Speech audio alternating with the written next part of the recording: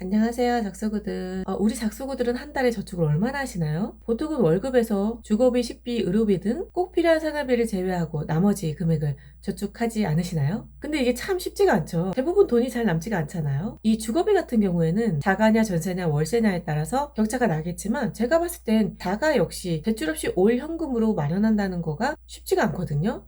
극소수라고 생각하고요. 그렇다면 자가나 전세나 대출을 받을 거고요. 그에 따른 이자가 지출 발생될 거고요. 월세는 말할 것도 없고요. 월세가 세 가지 주거 형태 중 가장 주거 지출 비용이 크다고 하더라고요. 제가 어디 방송에서 봤는데 주거가 열악한 환경이고 저소득자일수록 평당 주거 비용이 더 높게 지출되고 있다고 하더라고요. 참 슬픈 현실입니다. 이렇게 대부분 사람들이 주거 비용으로 수입에서 상당 부분 지출되고 있습니다. 그리고 식비, 보험비, 관리비, 문화비, 의료비, 경조사비 등 각종 생활비가 지출되고 이제 남은 여윳돈으로 이렇게 저축을 하고 계시지 않나요?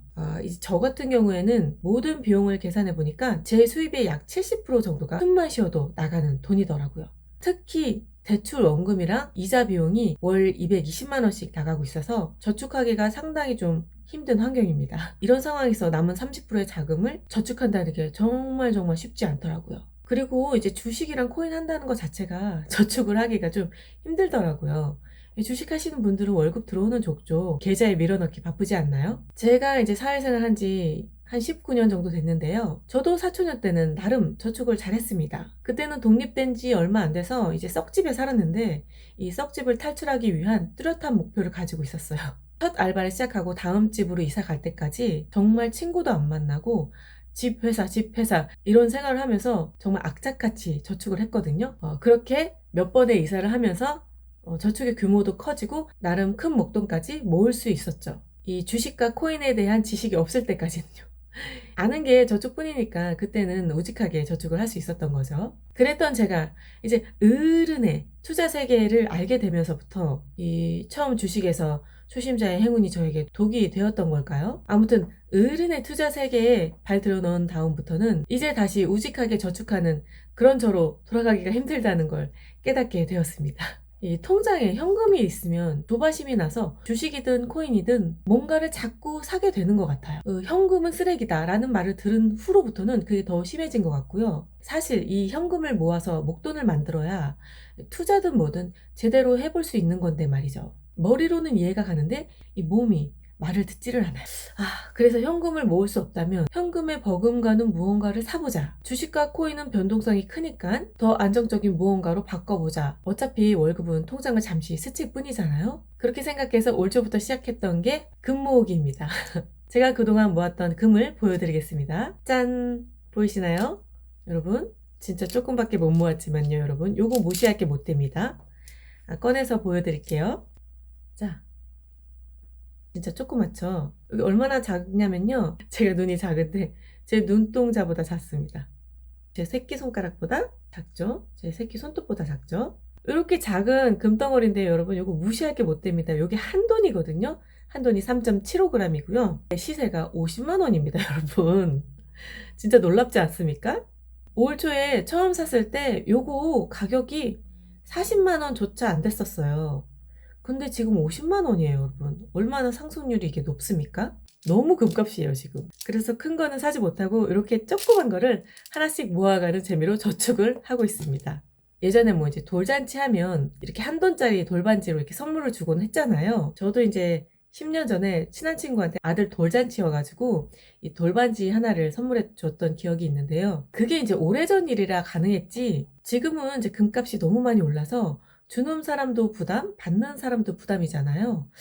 그래서 그런지 이 한 돈짜리보단 반돈 그리고 1g짜리 돌반지도 있다고 합니다. 그리고 요새는 이제 금값이 또 많이 올라서 금테크에 관심이 많아지면서 이런 주물금 형태나 아니면 이런 골드바 같은 형태로도 많이 나오고요. 디자인이나 중량에 따라서 굉장히 다양한 상품들이 많이 나오고 있어요. 저는 주로 종합 쇼핑몰에서 구매를 하는데요. 현금 없이 카드로 살 수 있다는 장점이 있습니다. 물론 이제 종합물은 부가세가 붙기 때문에 가끔 쿠폰을 주거나 행사를 할 때 부가세 없는 가격으로 살 수도 있기도 하고요. 이런 찬스를 잘 이용해서 구매를 합니다. 대신 이제 좋은 가격으로 구매를 하려면 부지런히 발품을 팔아야 되겠죠?